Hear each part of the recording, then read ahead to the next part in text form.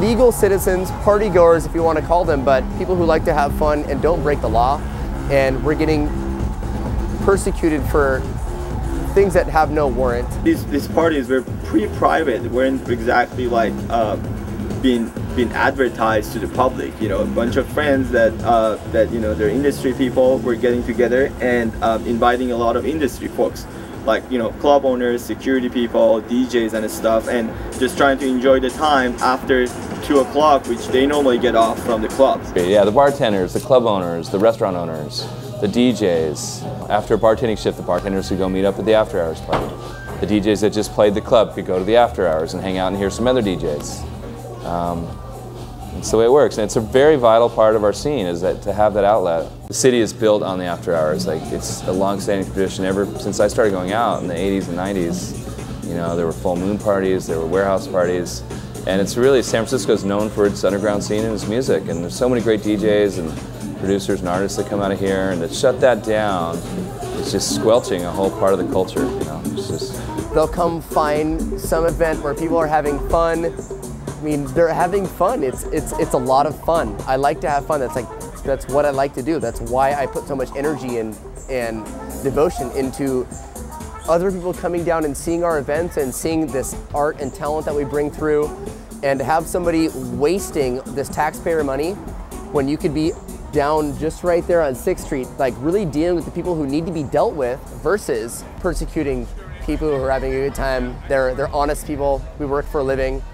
We choose to put our time and effort into events that really keep the city going. Like, this is an artist city, and I find that it's like Gestapo kind of stuff. It's a little harsh, but I mean, I've never been threatened physically in my whole life like that, especially by a police officer.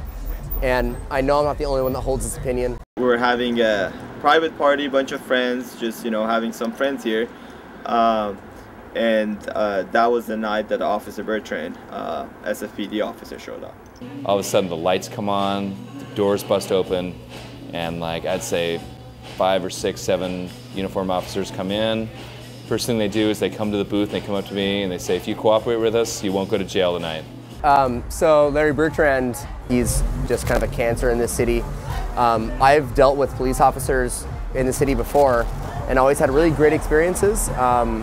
The officers in San Francisco have been nothing but gracious and understanding, and really a great experience, except for Larry. And he was super negative. He would pop off and just talk smack the whole time, putting people down, using profanities, saying personal things like, you're gonna get it, like, you know, like, I remember you from last time, and I should have locked you up then, and like just saying stuff that was just out of line, it was uncalled for, and just making matters worse. He could have just come in and like offer a citation, being cool, but no, he had to, you know, inject his own thing. And I think that's why it's catching up to him now. The guy is just, he's mean, you know, and he's abusing his power. And the next thing that I know, my property was being rifled through by some random person. I went to the booth and asked, can I help you? He showed his badge and stated that if any of us tried to leave, he would beat us down, and then proceeded to tell us that we were under arrest for furnishing alcohol. He was complaining there's like drugs and violence and killings and shootings and stabbings. I'm like, no way, man.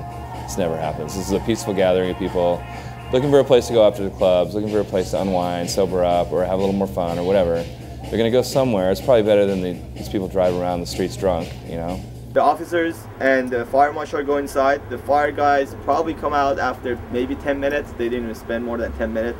And they, you know, and they didn't even look happy to be here, to be honest with you. You know, you figure out at 3:30 in the morning, the last thing fire guys want to do is like show up at some random building just for, you know, some some random safety excuse. It's basically a big waste of state money, city money, and the time of the people who are involved in the case. I thought it was totally ridiculous. From the get-go, I knew it wasn't going to go through. He's really just a big bully. He was like ordering his officers around, like kind of like ran it like a dictatorship. I don't have anything to say to Officer Bertrand, really. My motive, as you know, when I complained to OCC, wasn't to really get even with the guy. My plan was to make sure that the city knows there's an officer that probably needs more training. Somebody needs to talk to the officer, make sure he's using too much force, too unnecessary force, for a simple matter. I just want to raise awareness to the city, basically making sure that the police department and the city knows this is what's going on. I don't see this as any harm to the city. I mean, there are no neighbors here, so I don't really see how it could even bother the neighbors. It's like, I think police abuse, unfair use of power, and I think Bertrand was on a personal vendetta and a power trip against underground promoters in the after-hours scene. Our scene was doing really good, nightlife was up, clubs were doing really good, even with the recession, like everybody was doing really good, and then it seemed out of nowhere, Bertrand came and started hitting up all our parties and taking people's gear, whether it's a personal vendetta or whatever his problem is. Basically, he wanted to make this film to show people that their rights are getting taken away, and my rights got taken away, got physically assaulted, my friends have gotten physically assaulted, and these actions have really not only hurt us as individuals, but have really hurt our scene in general. And it's a scene that I'm very proud of. It's something that I hold very dearly. It's like I put a lot of work into it. A lot of other people put a lot of work into it, and it's really taken away from the magic of our nightlife scene. And it's sad, and people need to know so they can stop this from happening in the future.